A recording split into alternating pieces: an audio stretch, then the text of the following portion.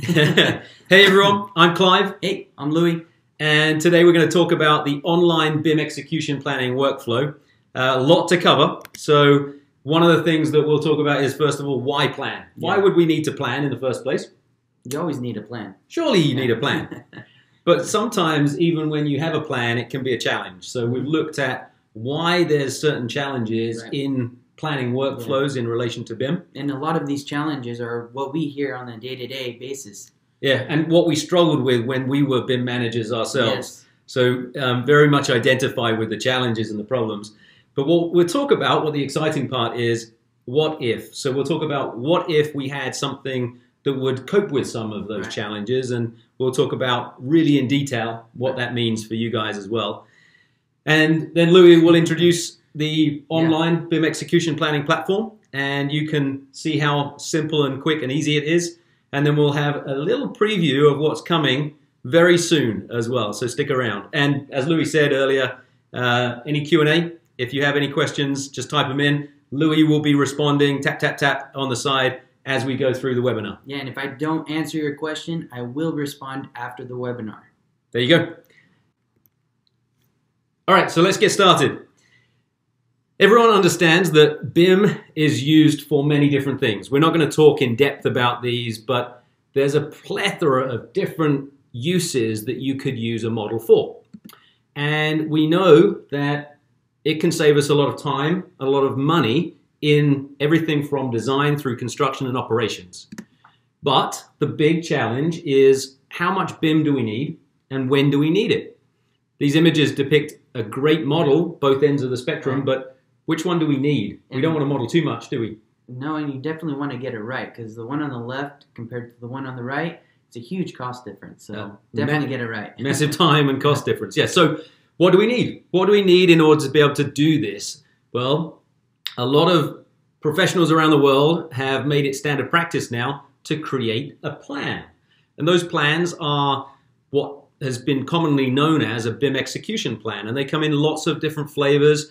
We have many different guidelines and many different really useful formats and templates around the world. Globally known standard bodies, but some even from education. Different university bodies, universities. Different. Lots and lots of really useful information. And what people tend to do with it is create Word documents, use Excel files and different project management tools and end up in PDFing, and then sometimes different other types of new project management tools depending on what type of workflows you're using. It can become a challenge because what we see in the industry is, once we've created this great BIM execution plan, where does it go? What happens? What happens to it?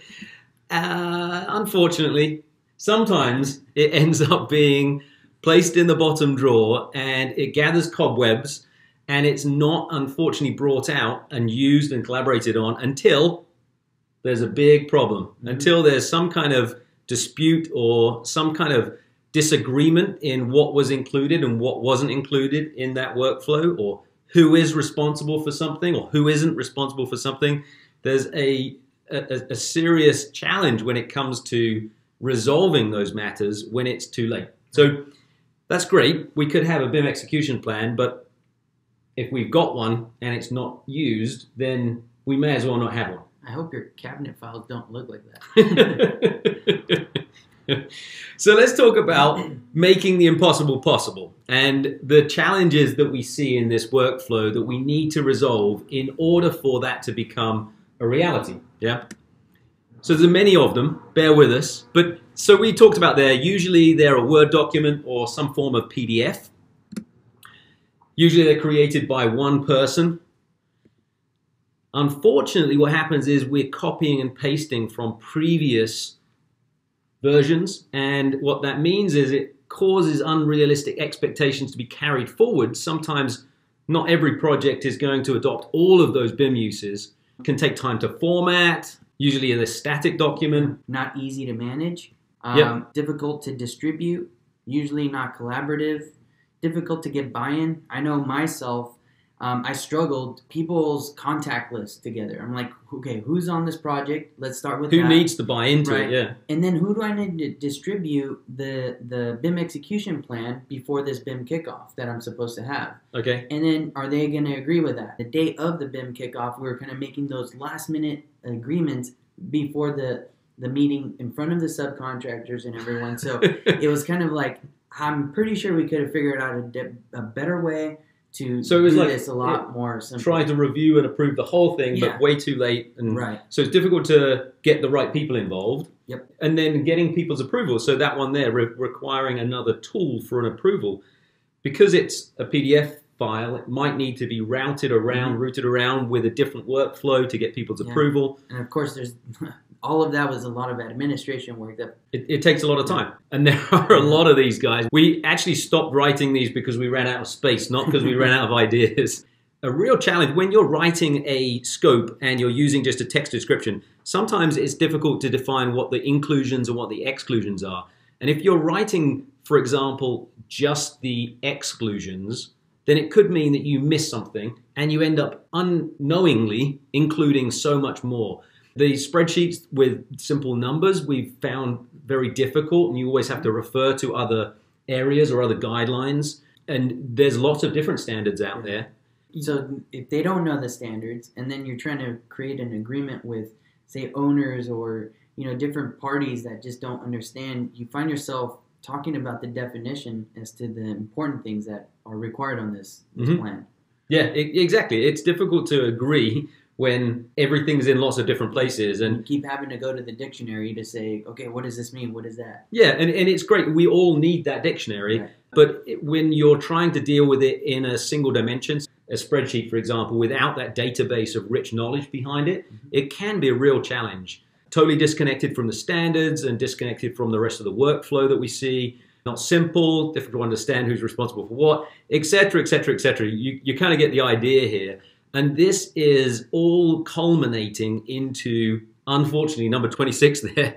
What we found was this is what happens because it's not a live document, or you're not managing to have it in a way that people can collaborate on and continue to agree on and get buy-in on.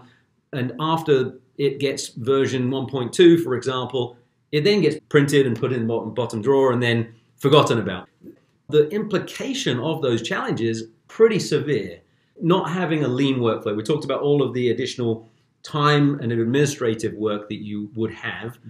The end result could be confusion and misunderstanding, which leads to blame. People pointing fingers at each other. Timely decisions must be planned out. The liability that people take on, and that all is obviously risk and additional costs. So there are significant implications in not getting the plan correct. So we see this as being the wrong way of doing things. This is a challenge for our industry, and what we're really looking at is how can we get the right way. So